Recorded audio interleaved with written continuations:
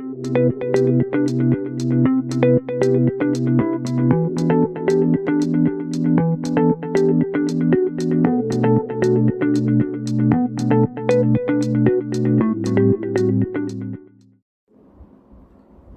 Doctor Rajasvi Goswami, consultant, clinical oncologist and cancer specialist. তো আজকে আপনাদের সামনে কেমোথেরাপি এবং রেডিওথেরাপি চলাকালীন কি করবেন কি করবেন না সেটা নিয়ে কিছু বলবো, এবং কেমো আর রেডিওথেরাপি সম্বন্ধে কিছু মিথ বা ভুল ধারণা সেটাও দূর করব।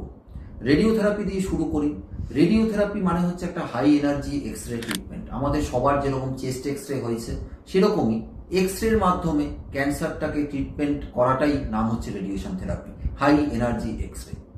এখানে আপনার কোনো ব্যথা যন্ত্রণা লাগবে না, কোনো কাটাছেঁড়া কিছু করা হবে না, শুধুমাত্র আপনাকে একটি রেডিয়েশন মেশিনের মাধ্যমে, এক্স রের মাধ্যমে ওই ক্যান্সার সেলগুলোকে ধ্বংস করতে হবে।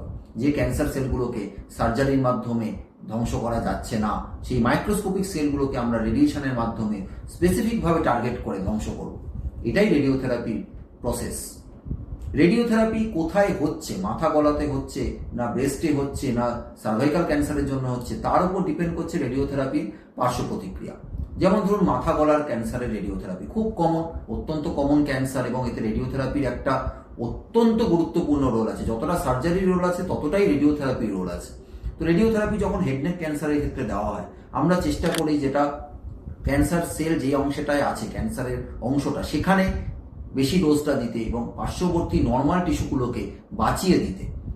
সাইড এফেক্ট কি হতে পারে? মুখের মধ্যে একটু সাদা সাদা ঘা হতে পারে, ছালা উঠতে পারে, চামড়াটার একটা কালার পরিবর্তন আসতে পারে, আপনার ঢোক গিলতে একটু কষ্ট হতে পারে, আপনার ওজন কমে যেতে পারে, একটু মুখের স্বাদটা একটু চলে যেতে পারে, খেতে ইচ্ছা না হতে পারে, এবং আপনি ক্লান্তি বোধ করতে পারেন। কিন্তু এইগুলো প্রত্যেকটাই রেডিওথেরাপি যতদিন চলছে ততদিন এই সাইড এফেক্টগুলো থাকে। বেশিরভাগ সাইড এফেক্ট রেডিওথেরাপি যেদিন শেষ হয় তার থেকে 2 থেকে 3 সপ্তাহের মধ্যে কিন্তু একদমই কমে যায়। কিছু সাইড এফেক্ট, কিছু লং টার্ম সাইড এফেক্ট, সেগুলো হয়তো কমতে আরেকটু বেশি সময় লাগতে পারে, কিন্তু কোনোটাই এতটাই বড় সাইড এফেক্ট নয় যে আপনি রেডিওথেরাপি ট্রিটমেন্টটা শেষ করতে পারবেন না।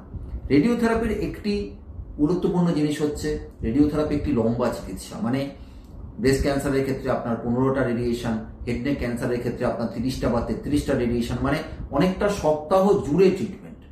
তো সেই কারণে রেডিওথেরাপিটা আপনারা চেষ্টা করবেন বাড়ির কাছে যদি কোনো রেডিওথেরাপি সেন্টার থাকে, যেখানে আপনি বাড়ি থেকে যাতায়াত করে রেডিওথেরাপি নিতে পারবেন, সেরকম কোনো সেন্টারে রেডিওথেরাপি নেওয়ার।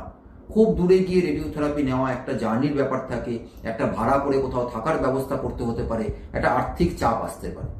আর এখানে খুব গুরুত্বপূর্ণ আমি আরেকটা জিনিস বলতে চাই, কেমোথেরাপিরও পার্শ্ব প্রতিক্রিয়ার মধ্যে গা গোলানো, বমি ভাব, রক্তের কাউন্ট কমে যাওয়া, খিদে কমে যাওয়া,